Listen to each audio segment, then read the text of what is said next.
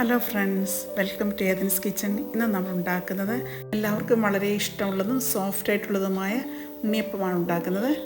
അതിനായിട്ട് 2 കപ്പ് പച്ചരി 3 പ്രാവശ്യം കഴുകി ഒരു 4 മണിക്കൂർ കുതിർക്കാനായിട്ട് മാറ്റി വയ്ക്കും. കുതിർത്ത പച്ചരി നമുക്ക് വെള്ളം വാലാനായിട്ട് ഒരു അരിപ്പയിലോട്ട് അരിച്ചെടുക്കാം.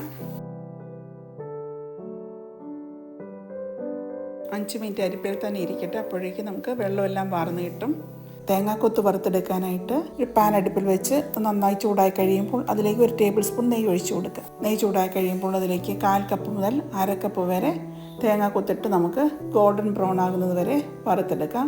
അത് തണുക്കാനായിട്ട് നമുക്ക് മാറ്റി വയ്ക്കാം. ഇനി നമുക്ക് ഉണ്ണിയപ്പത്തിന് വേണ്ടിയുള്ള ശർക്കരപ്പാനി തയ്യാറാക്കാം. അതിനായിട്ട് ഒരു 300 ഗ്രാം ശർക്കര 1/2 കപ്പ് വെള്ളം ഒഴിച്ച് നമുക്ക് നന്നായിട്ട് അലിയിച്ചെടുക്കാം. നന്നായി തിളച്ച് കഴിയുമ്പോൾ സ്റ്റൗ ഓഫാക്കാം. അതിനുശേഷം അരിപ്പയിലൂടെ അരിച്ച് തണുക്കാനായിട്ട് മാറ്റി വയ്ക്കാം. ഇനി നമുക്ക് അരി അരച്ചെടുക്കാം. അതിനായിട്ട് മിക്സിയുടെ ജാറിലേക്ക് നമുക്ക് അരി ഇട്ട് കൊടുക്കാം. അരിയിലേക്ക് ശർക്കരപ്പാനി ഒഴിച്ച് ഒരു തരിതരിപ്പോടുകൂടി നമുക്ക് അരച്ചെടുക്കാം. അരി അരയ്ക്കുമ്പോൾ ഒരിക്കലും ശർക്കരപ്പാനി മുകളിൽ നിൽക്കാൻ പാടില്ല. അങ്ങനെ വരുമ്പോൾ അരി നന്നായി അരഞ്ഞു കിട്ടത്തില്ല.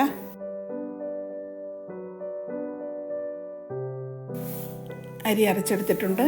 തരിയോടുകൂടി വേണം അരി അരച്ചെടുക്കാനായിട്ട്. ഇതിലേക്ക് 3 പാളയംകോടൻ പഴം കൂടി ചേർത്ത് കൊടുക്കാം.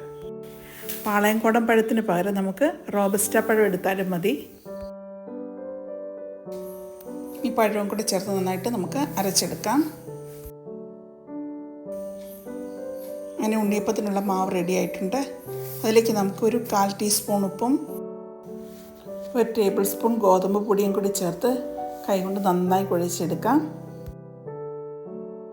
ഇതായിരിക്കണം മാവിൻ്റെ കൺസിസ്റ്റൻസി എന്ന് പറയുന്നത്. ഒത്തിരി ലൂസ് ആവാനും പാടില്ല, ഒത്തിരി കട്ടിയാവാനും പാടില്ല.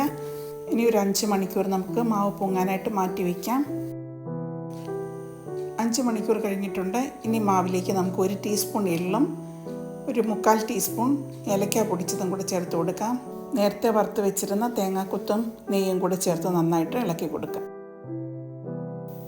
ഉണ്ണിയപ്പത്തിനുള്ള മാവ് റെഡിയായി. ഇനി നമുക്ക് ഉണ്ണിയപ്പം ചുടാനായിട്ടുള്ള പാത്രം അടുപ്പിൽ വെച്ച് ചൂടാക്കാം. ചൂടായി കഴിയുമ്പോൾ അതിലേക്ക് നമുക്ക് വെളിച്ചെണ്ണ ഒഴിച്ചു കൊടുക്കാം. എണ്ണ നന്നായി ചൂടായി കഴിയുമ്പോൾ മീഡിയം ഫ്ലെയിമിലേക്ക് കൊണ്ടുവന്നതിന് ശേഷം നമുക്ക് ഓരോന്നിനും 1/4 ഭാഗം വീതം മാവ് ഒഴിച്ചു കൊടുക്കാം.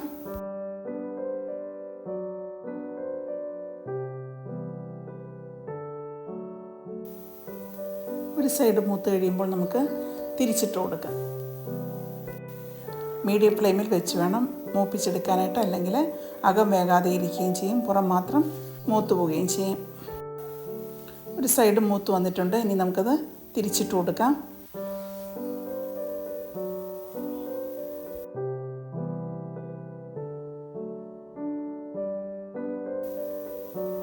ഇപ്പോൾ 2 സൈഡ് മൂത്ത് വന്നിട്ടുണ്ട്. ഇനി നമുക്ക് എണ്ണയിൽ നിന്ന് കോരിയെടുക്കാം. അങ്ങനെ നമ്മുടെ ടേസ്റ്റ് സോഫ്റ്റ് ആയിട്ടുള്ള ഉണ്ണിയപ്പം തയ്യാറായി. എല്ലാവരും ട്രൈ ചെയ്ത് നോക്കുക, ഫീഡ്ബാക്ക് അറിയിക്കുക. Thank you for watching.